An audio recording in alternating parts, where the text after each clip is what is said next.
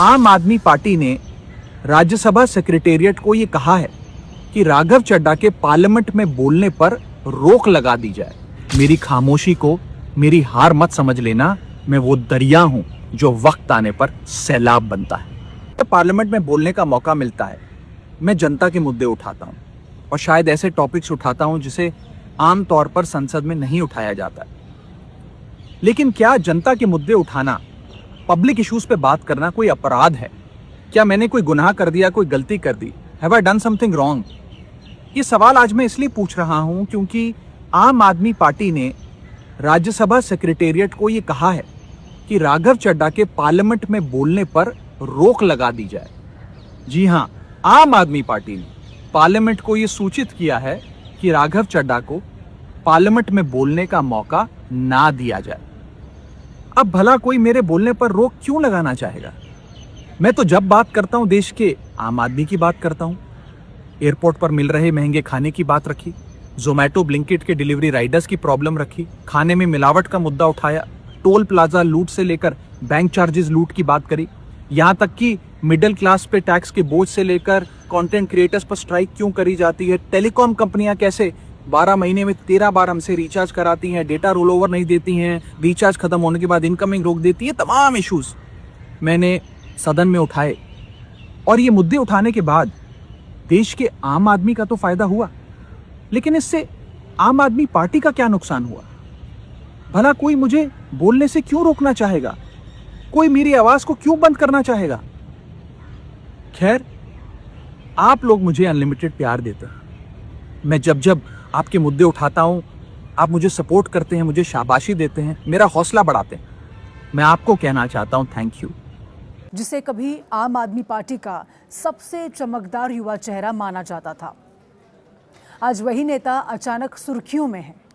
लेकिन वजह उसकी उपलब्धियां नहीं, बल्कि पार्टी के भीतर उसकी बदलती हुई स्थिति है।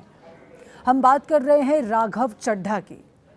आम आदमी पार्टी ने उन्हें राज्यसभा में डिप्टी लीडर के पद से हटा दिया है और उनकी जगह अशोक मित्तल को जिम्मेदारी सौंप दी गई।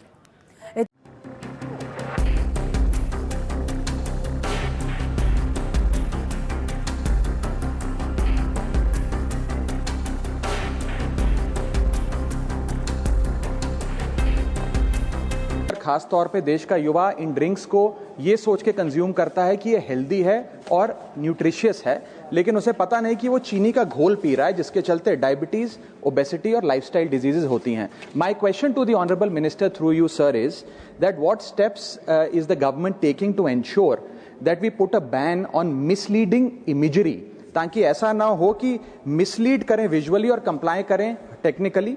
How are we ensuring that high in sugar disclosures are put at the front of the packet? And lastly, how are we going to ensure that there is category clarity? Flight से महंगा flight ticket खरीद कर भी इसलिए travel करते हैं कि समय पर अपनी डेस्टिनेशन पर पहुंचे।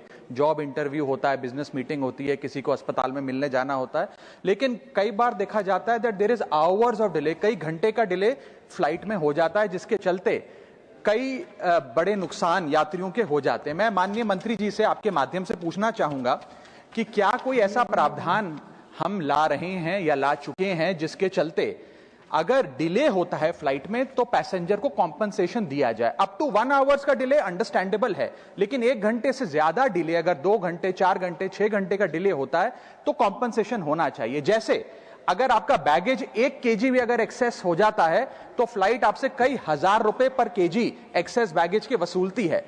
उसी तरह अगर फ्लाइट डिले होती है तो पैसेंजर को या तो मॉनेटरी कॉम्पनसेशन मिले या फुल फ्लाइट रिफंड का ऑप्शन मिले। ऐसा कोई प्रावधान क्या सरकार ला रही है? मैं मंत्री जी से पूछना चाहता हूं। 73rd कॉन्स्टिट्यूशनल अमेंडमेंट जब लाया गया, उसमें 33% महिलाओं को रिजर्वेशन दी गई, 33% पंचायत में, ताकि महिलाओं की आवाज भी पंचायत में रजिस्टर हो, केवल मेल सरपंच मेंबर्स की ना हो। इसी के चलते सर आज भारत में 31 लाख पंचायत इलेक्टेड रिप्रेजेंटेटिव्स में से 1/3 महिलाएं हैं। लेकिन ग्राउंड रियलिटी यह है कि ये जो सीट्स आरक्षित होती हैं महिलाओं के लिए, उसमें आमतौर पर मेल पॉलिटिशियन की वाइफ, बहन, बेटी या डॉटर इन लॉ चुनाव लड़ती है। इसीलिए आज पंचायत पति, सरपंच पति नाम